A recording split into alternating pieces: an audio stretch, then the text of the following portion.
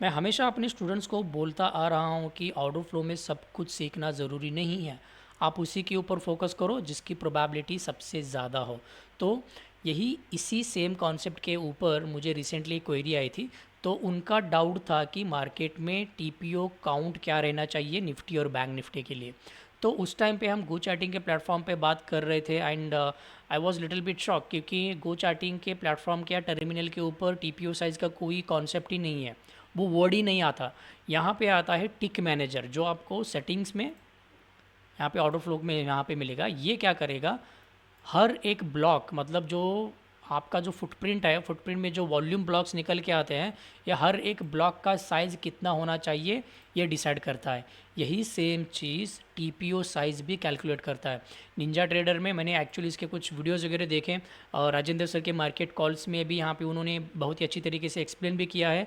उस टाइम उस जगह पे क्या होता था कि हर एक प्राइस जो मार्केट में जो भी एक जो इंस्ट्रूमेंट आप ट्रेड कर रहे हो, हर एक इंस्ट्रूमेंट के लिए इस तरीके से आपको टीपीओ साइज़ मैनेज करना पड़ता था।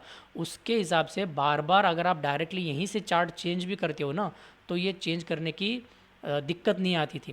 तो इसके लिए लेकिन गो चार्टिंग में ना वो बिल्कुल ही नहीं है। यहाँ पे हर एक बार आपको मैन्युअली एडजस्ट करना पड़ता है जब भी आप कोई पेयर चेंज करते हो।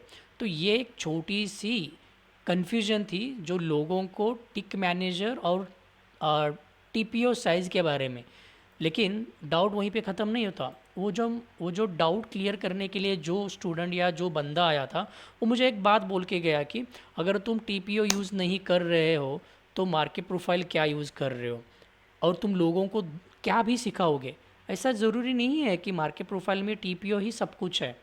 आपको टीपीओ क्या बताएगा। अगर मैं थोड़ा यहाँ पे ठहरो, मैं आपको टीपीओ एनेबल करके दिखाता हूँ। ये रहा, एंड यूनिक कलर में मैं थोड़ा सा यहाँ पे, राइट, ये देख रहे हो आप, यूनिक कलर में आप यहाँ पे जो टीपीओ मैंने डाल के रखा है, इस जगह पे जब मैं टीपीओ डाल के रखता हूँ तो what are the information I am getting कि मार्केट का सबसे ज़्यादा वॉल्यूम कहाँ पे ट्रेड हुआ है। ये जो सबसे चौपी जो बनता है ना, that is what the POC is showing. और ये वैल्यू एरिया, मैंने उस बंदे को वही बोला कि मैं सिर्फ ये वैल्यू एरिया हाई लो वगैरह यूज़ करता हूँ। मैं कोई टीपीओ साइज़ यूज़ नहीं करता। मुझे कोई टीपीओ की कोई ज़रूरत ही नहीं है, स्पेशली फॉरेक्स मार्केट में क्या ज़रूरत है इसका। फॉर एग्जांपल आप इस जगह पे देखो, मैंने जब हमारे एक स्टूडेंट के साथ एक क्लास चल रहा था तो इस उसी टाइम पे मैं उनके साथ डिस्कस कर रहा था कि आज कुछ पॉसिबिलिटी है मार्केट पर्टिकुलरली इस रेंज से फॉल हो सकता है। और यही सेम थिंग मैंने अपने डिस्कॉर्ड चैनल पे भी डाला था, this is what I try to take the entry. लेकिन यहाँ पे क्या हुआ कि मार्केट का एक स्प्रेड जो एकदम से राइज हुआ उस जगह पे, और मेरा स्टॉप लॉस हिट हुआ। अल्दो द प्राइस जो करंट मार्केट प्राइस है उस जगह पे आया ही नहीं है। सडनली स्प्रेड बढ़ता है जब आप प्रॉप फॉर्म में काम करोगे उस जगह पे।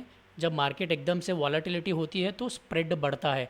तो मैंने आज एक चीज़ सीखा कि आपको कोई भी जब आप ट्रेड लेते हो तो don't try to keep your stop loss exactly top and exactly bottom of the candle. मैंने कुछ ट्रेड वगैरह कुछ इस जगह पे इनिशिएट किए थे, मैं वो ट्रेल करते आ रहा था। ऑलमोस्ट 250 डॉलर का जो रिस्क था वो मैंने सिर्फ रिड्यूस करके $100 बनाया था।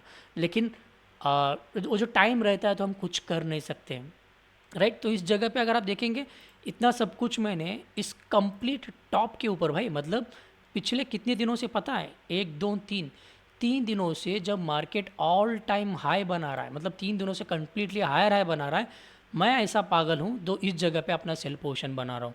ये कॉन्फिडेंस लेवल ना दूसरी जगह पे आ ही नहीं सकता, ये सिर्फ आपको ऑर्डर फ्लो देगी। तो यहाँ पे आप देख रहे हो कहाँ पे मैं टीपीओ साइज़ वगैरह टीपीओ यूज़ कर रहा हूँ, नहीं, ज़रूरत नहीं है। ना ही मैं इनिशियल बैलेंस यहाँ पे यूज़ करता हूँ, कोई काम की चीज़ ही नहीं है ना वो, मेरे लिए कोई काम की चीज़ ही नहीं है इनिशियल बैलेंस।